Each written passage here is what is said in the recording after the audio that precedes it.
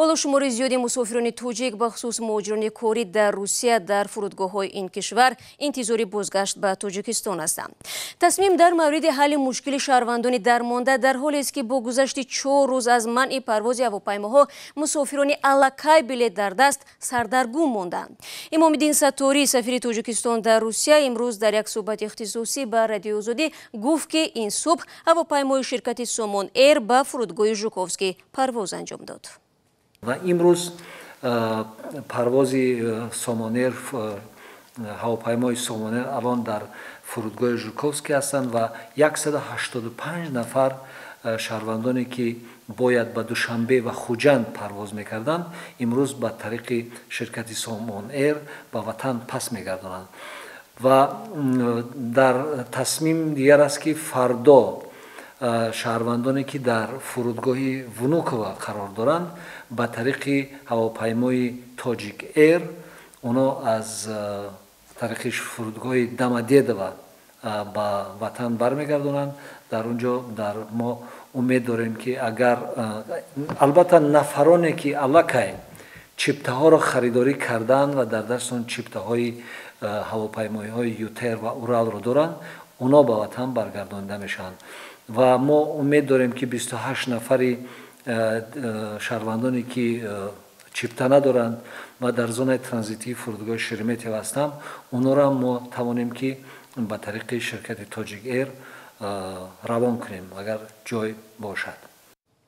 در همین حال مهاجران منطقه‌های دیگر روسیه به مثل سنت پتربورگ و کراسنودار، نوسیبیرسک و یکاترینبورگ میگویند ظاهراً آنها را فراموش کردند. هرچند آنها نیز در فرودگاه سرگردانند. جناب سفیر گفت که در این باره نیز معلومات دارند. ما در تماس با کنسولگری‌های جمهوری تاجیکستان در شهرهای یکاترینبورگ و نوسیبیرسک هستیم. تا 2 روز پیش در اونجا مشکلات بود. شهروندان ما در فرودگاه نوسیبیرسک و یکاترینبورگ جمع نبودند و البته در این شرایط فوق‌العاده‌ای که به عمل آمده است شرایط تمام شهروندان از تمام منطقه‌های فدراسیون بردن فدراسیون روسیه به وطن برگرداندن البته ناممکن شده است. بسیار مشکل است. برای همین ما به طریق کنسولگری‌ها به طریق رهبریت دیاسپوراهای تاجیک‌های این شهرها با هموطنان صحبت کردیم و ما گفتیم که الان شرایط نیست و ما خواهش هم کردیم که تا یک وقتی معینی که الان کرانتین است در فدراسیون روسیه و در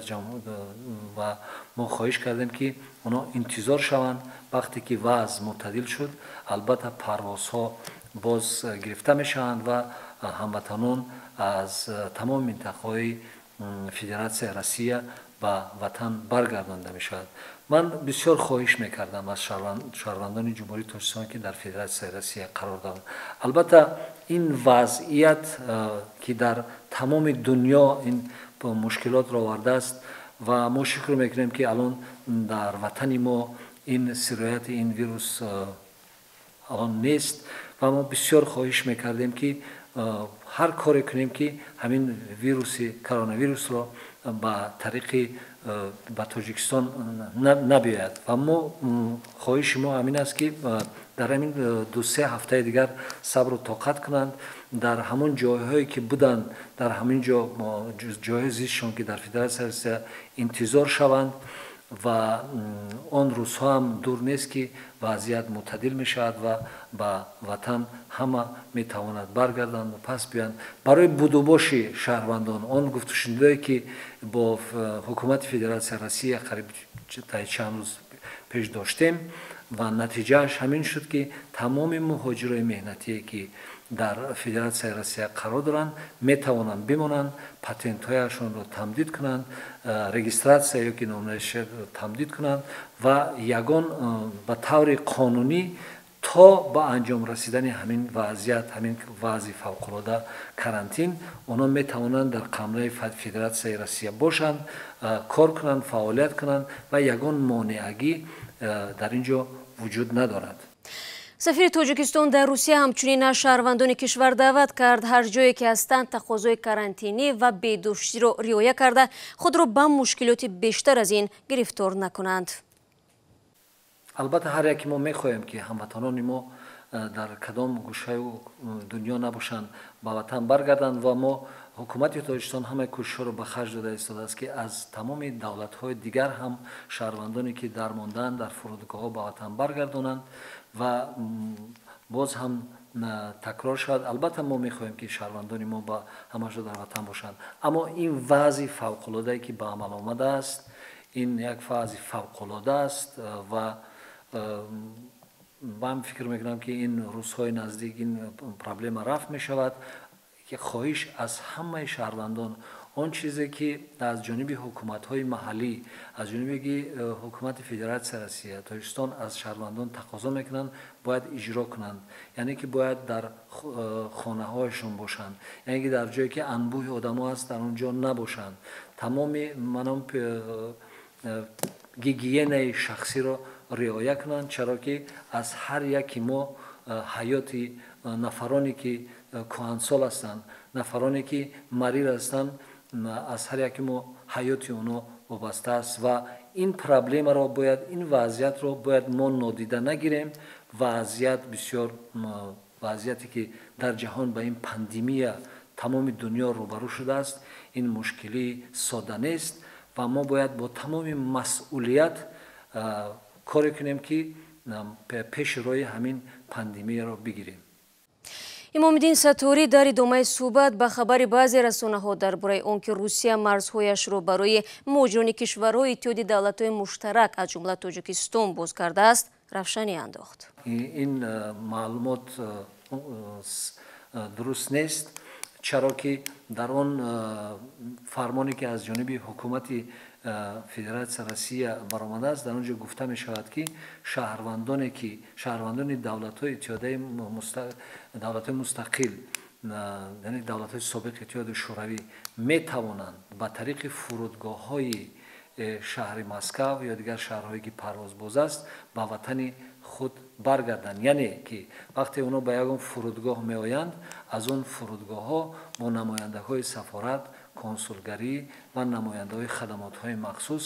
онҳо аз як фурудгоҳ ба дигар фурудгоҳ бурда аз он ҷо ба тариқи ҳавопаймо ба ватан баргардонида мешавад. Яъне ин фақат барои шаҳрвандоне ки аз дигар давлатҳо ба тариқи фурудгоҳҳои шаҳри Москав ба ватан бармегарданд. Яъне ин маъное надорад ки ҳар кас метавонад аз ин ё он давлату дунё ба шаҳри Москав сафар кунаду аз шаҳри Москав ба ватан баргардад, чаро ки ин алон номумкин аст. Фақат парвозҳои мустақим алон